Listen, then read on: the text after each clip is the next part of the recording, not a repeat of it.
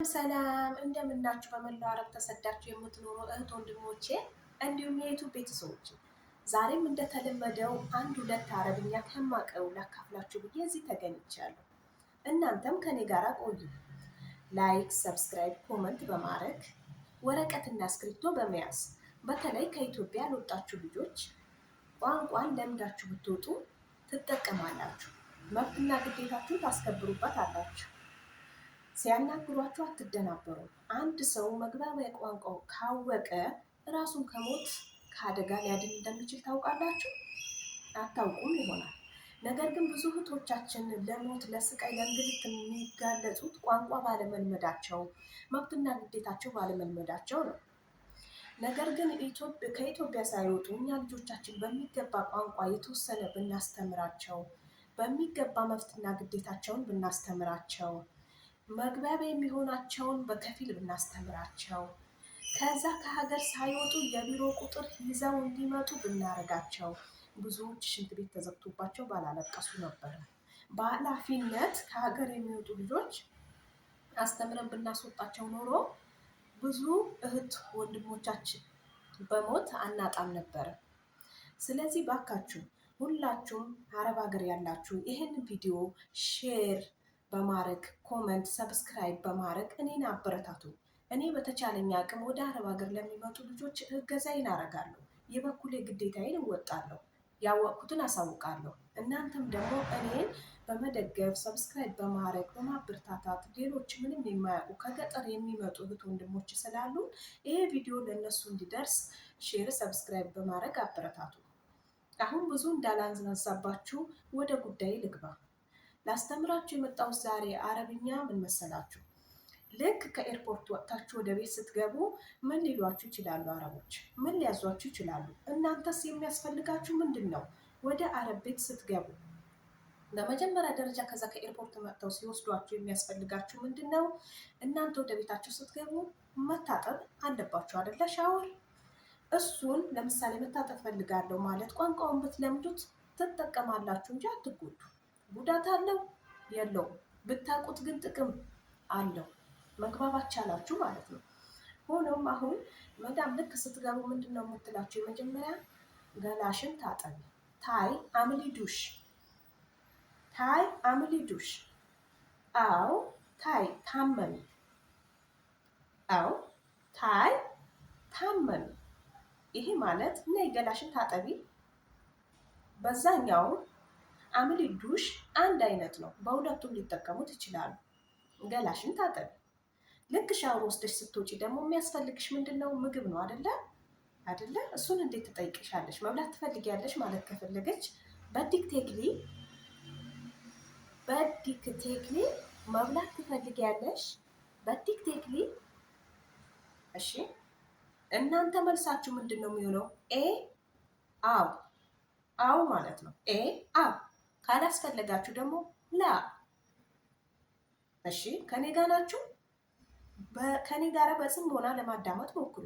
ተከታተሉኝ። ግድ የላችሁም፣ ብዙ አልቆይም። እኔ ትጠቀማላችሁ እንጂ አትጎዱ። ከዛ ኤ አውላ ብላችሁ ከተጠቀማችሁ በኋላ ቀጥታ ወደ ስራ ሲያሰማሯችሁ የሚሰጧችሁ ቁሳቁሶች አሉ። አንድ የግል ንጽህና የምትጠብቃባቸው ነገሮች፣ ዩኒፎርም የመሳሰሉት።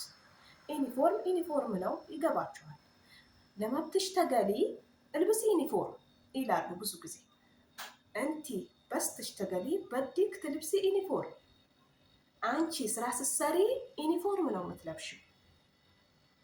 እሺ ስትሰሪ እዚህ ቤት ውስጥ ዩኒፎርም ነው የምትለብሽው ብለው ይነግሩሻል።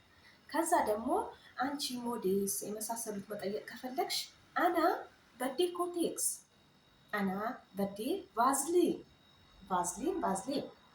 አና በዴ ኮልጌት ደዋስኔ። እሺ ከኔ ጋር ናችሁ? ደዋስኔ ማለት የጥርስ ኮልጌት ማለት ነው። ከዛ ደግሞ ብሩሹን ፍርሼየት ስኔ፣ የጥርስ ብሩሹ ፍርሼየት ስኔ ይሉታል እነሱ። አና በዴ ፍርሼየት ስኔ። እነዚህ አስፈላጊ ናቸው። ልክ ወደ መዳም ቤት ስትገቡ አንዳንድ ልጆች በዛ አድርጋችሁ አትይዙ ማለት ነው። እናም የሚያስፈልጋችሁ ነገር ለመጠየቅም ይጠቅማችኋል ማለት ነው። ከዛ ሁልጊዜም ሽንት ቤት ስታጸዱ አዲሶች ናቸው አይደለ? ያለ ግላፍ አታጽዱ። ግላፍ ምን ያስፈልጋቸዋል ወደ ጽዳት ስትገቡ?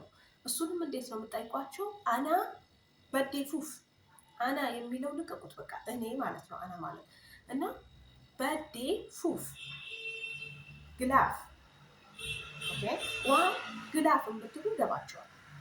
ግላፍን ብላችሁ ብትናገሩ ይገባቸዋል። ግን በአረብኛ ግላፍ ፉፍ ይባላል።